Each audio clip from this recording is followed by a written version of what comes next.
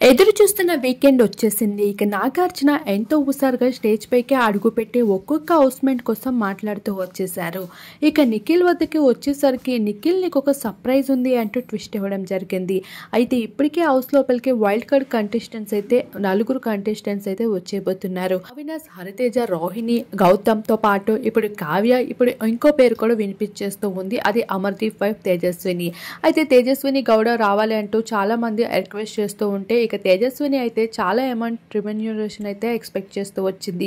మొదట్లో big boss యాజమాన్యం ఆలోచిస్తూ వచ్చినప్పటికీ ఇప్పుడు తేజస్విని కోసం ఆ ఆఫర్ను కూడా టెంప్ట్ అవుతూ కనిపించడం జరుగుతుంది. అయితే తేజస్విని ఎంట్రీ ఇస్తే ఇంకా అంతే. ఇక సోనియా ఈ వీక్లో ఎలిమినేట్ అవ్వడం మాత్రం ఖాయం. అయితే తనకి సంబంధించిన ఏవిన్ కూడా కంప్లీట్ చేసుకుంటూ వచ్చేసారు. ఇక సోనియా ఎలిమినేట్ అయితే ఇంకా అంతే.